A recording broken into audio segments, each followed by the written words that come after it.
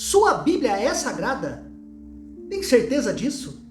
Eu vou mostrar para vocês uma breve introdução somente disso daqui que você nessa imagem está vendo aqui. Concílio. Como que foi montado a sua Bíblia, ok? Depois da nossa vinheta e dos nossos comerciais, eu aguardo vocês lá do outro lado.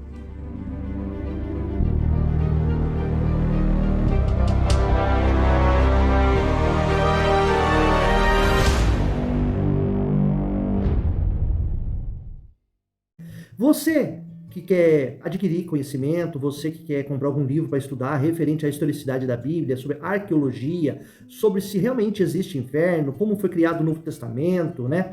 Então eu peço para você que você entre aqui na descrição, tem um maisinho, ó, mais, descrição, mais, você clica ali, vai aparecer ali toda uma escrita aqui referente ao meu canal, tem os links ali, que eu sou afiliado da Amazon, você pode entrar, clicar, comprar ali o seu livro ou qualquer outro objeto, celulares, qualquer tipo de coisa que você quiser para sua casa comprar, que estiver dentro da plataforma da Amazon, você pode entrar através do link aqui e automaticamente você vai estar ajudando este aqui do canal, ok? Então...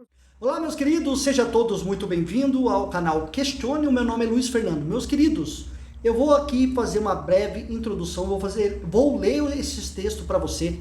Esse texto aqui foi tirado de um trabalho de um teólogo, um doutor da igreja presbiteriana. Não é católico, não é ateu, não é agnóstico. Isso mesmo, é de um pastor, acho que é pastor ou presbítero da igreja presbiteriana, que hoje ele tem 70 anos. Ele fez todo um trabalho.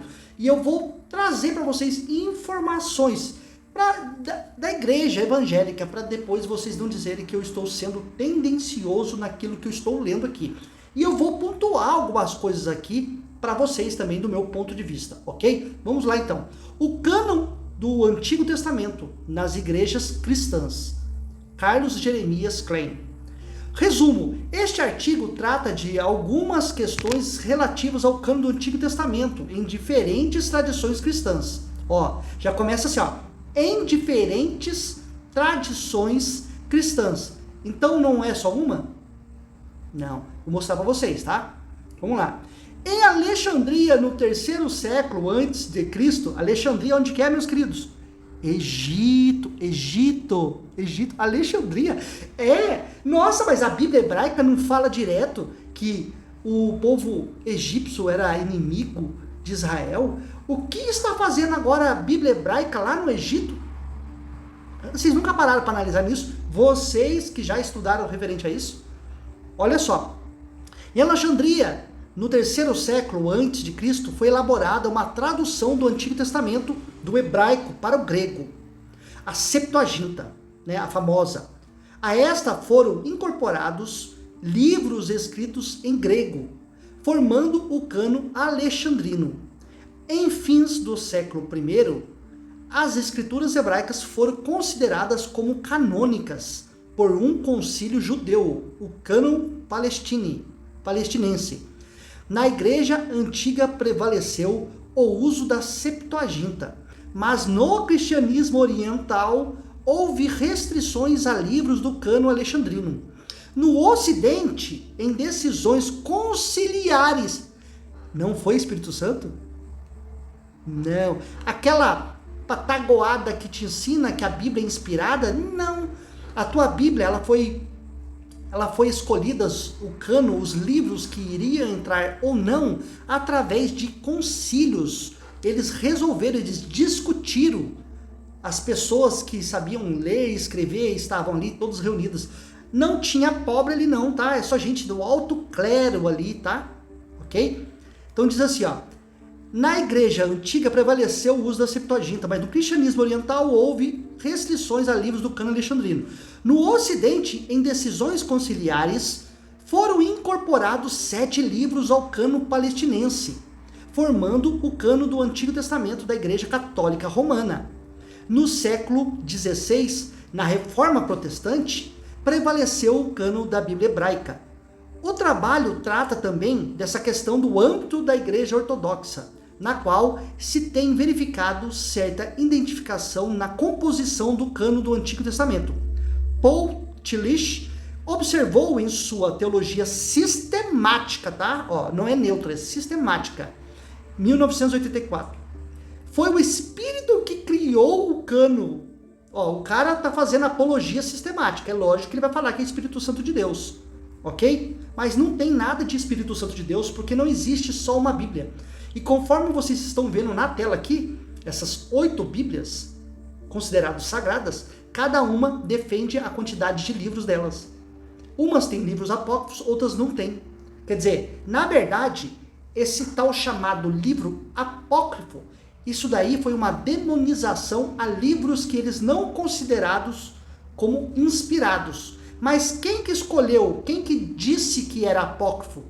Foi o Espírito Santo? Foi Deus? Não. Isso foi considerado pelos pais da igreja. Alguns pais da igreja que consideraram eles apócrifos. Ó, isso aqui nós não aceitamos. Então, eles são negligenciados. E livro apócrifo não quer dizer que é coisa ruim. Ali está dizendo que são escrituras ocultas, mas foi de uma forma demonizada para poder as pessoas rejeitarem esses livros. Mas muitos pais da igreja, inclusive histórias que está dentro da tua Bíblia, vêm de livro apócrifo. Por exemplo, a descida de Jesus ao submundo dos mortos, ao inferno. Da onde foi tirado? De um livro apócrifo. A historinha ali de Apocalipse, praticamente 90% de Apocalipse é livro apócrifo, ok? Várias passagens que Jesus cita ali é livro apócrifo. Ele dá base, ele dá sustento para livro apócrifo. Peraí, mas livro apócrifo não serve, mas a história citada serve? Então, né? Não presta, mas quando é para o meu bel prazer, aí presta, né? Então vamos lá. No século XVI, na Reforma Protestante, prevaleceu o cânon da Bíblia hebraica. O trabalho trata também dessa questão no âmbito da Igreja Ortodoxa, na qual se tem verificado certa indefinição na sua composição do cânon do Antigo Testamento, né? Olha para você ver. É uma indefinição. Quer dizer, se é indefinido, porque não tem Espírito Santo nenhum definindo nada. Aí ele diz que foi o Espírito Santo que criou o cânon. E como todas as coisas espirituais, tá, vamos lá, mas qual o cânon? Não existe só um cânon, não existe só uma Bíblia. E o cânon formado foi da Igreja Católica. O cânon formado foi essa aqui, ó, da igreja, que tá descrita aqui no texto, aqui, ó. Que a igreja, os livros que foram considerados foi da Septuaginta. Ó, pra você ver o BO que eles arrumaram aqui, tá? Então vamos lá. Como todas as coisas são espirituais, aí o crente tem que espiritualizar, né? O cânon não pode ser fixado legalmente de forma definida. Quer dizer que pode deixar aberto para que entre e saia livros. A abertura parcial do cânon, vamos abrir uma brecha aqui, né? A abertura parcial do cânon é uma salvaguarda da espiritualidade da igreja cristã.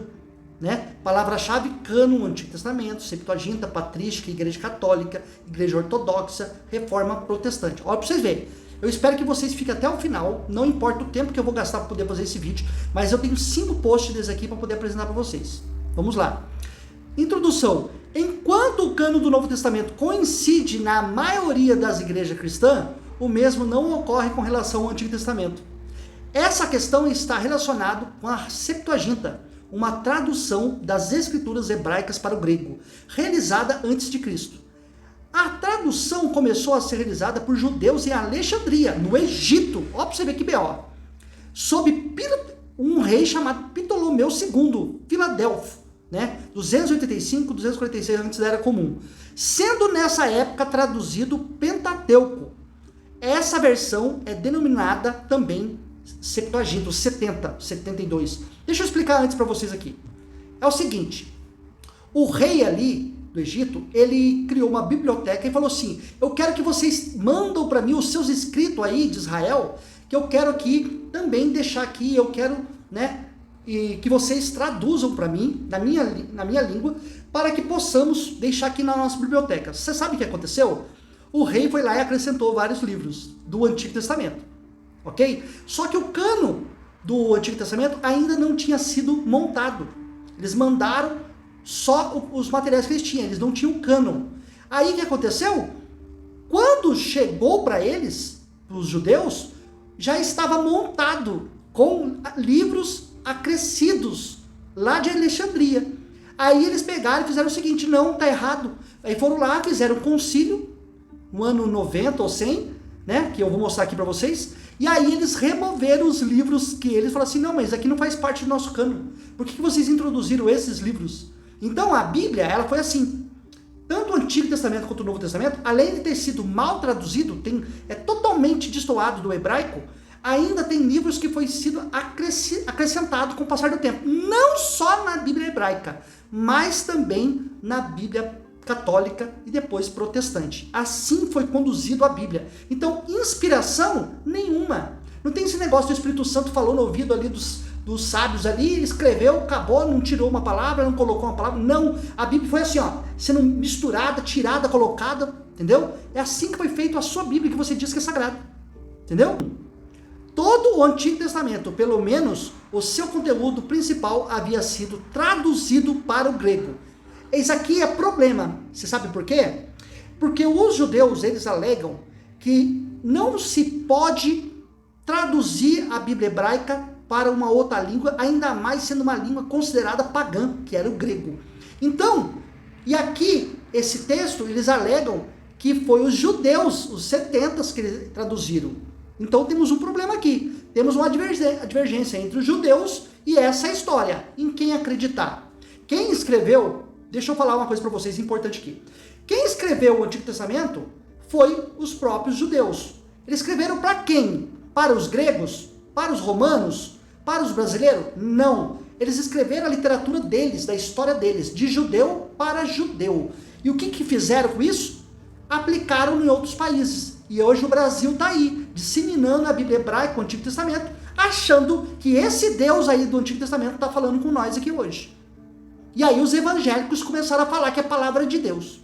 Mas é palavra de Deus para o brasileiro? Não! É palavra de Deus para um povo escolhido, o povo chamado Israel. Não tem nada a ver com o Brasil, ok? Inclui Siraque, Eclo, Tobias, Sabedoria, Bem-aventurada, Judite. Cerca de 2 décadas depois, Policarpo de Esmina cita Tobias. Ó, esses caras que eu estou citando aqui são todos pais da igreja que ajudaram o cano bíblico, tá? Policarpo, tá? Vamos lá. No 2º século, Melitão, bispo de Sardes, bispo católico, tá? Cita o cano hebraico. Melitão não menciona Esther, nem os livros próprios da Septuaginta, mas em sua homilia pascal se inspira em sabedoria, que não está na sua Bíblia, ok? Irineu de Lyon, ó, um dos grandes pais da igreja aí, né? Ele cita como escritura Baruque. Tá na sua Bíblia, Baruque? Então, Irineu de Lyon foi um dos caras que ajudou o cano bíblico. Irineu cita Baruque, um livro que vocês falam que é apócrifo. E aí, os pais da igreja que montaram a Bíblia, eles citam Baruque. E aí, como que faz? Né? Vamos lá. Os cristãos africanos, olha para você ver agora, tá? Traduziram a Septuaginta para o latim, incluindo sabedoria, eclesiástico, não é eclesiástico, tá? Que está na Bíblia, tá? É outro, eclesiástico. E no fim do século II e no começo do século II, Tertuliano, o mais explicitamente Cipriano, recorre a esses livros ausentes da Bíblia hebraica. Também Clemente de Alexandria, que faz grande uso de sabedoria, né? Desses livros que são considerados apócrifos, né? Entre outros pais da igreja do século III, que reconhecem em geral o cano alexandrino, podendo ser citado Hipólito, né? 258 a 260, e Dionísio de Alexandria. Eusébio de Cesareia, o grande nome aí dos pais da igreja, que ajudou a construir o cano bíblico, né? Em sua história eclesiástica, escreveu como Orígenes menciona as escrituras canônicas. Quanto ao Antigo Testamento, Orígenes cita os 22 livros segundo os hebreus. E acrescenta, e além destes estão dos macabeus. Ó, o pai da igreja citando os macabeus, tá? Eusébio escreveu também que Clemente de Alexandria, né? Ele leu também Estromatês, que é um livro também que não é considerado canônico, mas circulava ali, era comum circular, ok?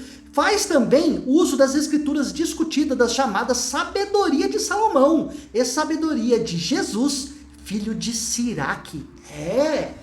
Olha para vocês verem a quantidade de livros apócrifos que os pais da igreja faziam citação, se utilizava e utilizou para construir o cano do Novo Testamento.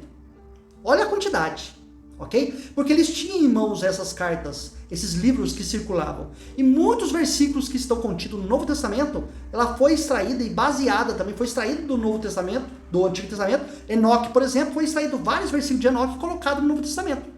E várias profecias ali, dizente ali do Antigo Testamento, eles construíram profecias em cima de Jesus, dizendo que Jesus estava se cumprindo aquela profecia. Assim foi escrito o seu Novo Testamento. Basílio Magno, bispo de Cesareia, em seu tratado sobre o Espírito Santo, para você ver quando que eles começaram a tratar a questão do Espírito Santo, tá? Século IV, onde se criou a doutrina do Espírito Santo. Cita como parte a escritura 4 livros do cano alexandrino: Baruque, Judite, Sabedoria Eclesiástica. Era cano bíblico, inspirado. Por que não está na sua Bíblia? Os pais da igreja que montaram a Bíblia citam esse. Então, o que nós temos aqui? O que nós temos, que eu vou dar uma pincelada, que não vou ler tudo. O que nós temos aqui, que temos vários livros de várias vertentes canonizadas e outros não. Então, construíram 66, 73, 75, 78. Aí cada um falou o seguinte: essa é meu livro inspirado. Do outro país da África é outro livro inspirado. Lá para o outro lado, o Egito, meu livro inspirado. E cada um com seus livros. Aí eu pergunto para você, nesses concílios foi construído esses livros. Qual desses livros são inspirados pelo Espírito Santo? Vamos aqui encontrar mais algumas citações aqui, interessante aqui. Vamos lá. Aqui vai falar, quer ver? Pode-se observar que o cano de Cirilo inclui um único deuterocanônico, o de Baruque, anexo ao do profeta Jeremias, e exclui esse cano aqui de Cirilo, exclui o livro de Esther, que está na sua Bíblia de 66. Quem que é? Alguém que estava lá no concílio montando a sua biblinha. Exatamente. Então, cada país fez o seu cano, a sua inspiração. Cada grupo construiu a sua Bíblia. Cada um pegou aquela pancada de papiros que tinha lá, mais de 5.000 papiros, e cada um construiu o seu cano. Só que o cano que o crente, hoje evangélico, aqui no Brasil, 40% dos brasileiros são evangélicos, defende é de 66. Aí você pergunta para o católico falou, não, os protestantes são seitas, saíram de dentro de nós, eles tiraram 7 livros. Então o que acontece? Eles tiraram o livro que nós fizemos o cano. Quem fez o cano? Roma. Roma constrói o cano do Novo Testamento. E os protestantes, Lutero, remove 7 livros que foi inspirado pelo Espírito Santo. Como que o Espírito Santo deixou remover 7 livros, meus queridos? Responda essa crente e sem manobras. Como o Espírito Santo deixou remover 7 livros? Vamos lá. O cano do Antigo Testamento nas igrejas da Reforma. Eu vou ler só esse trecho para você que está riscado aqui embaixo, tá? Diz o seguinte assim, ó.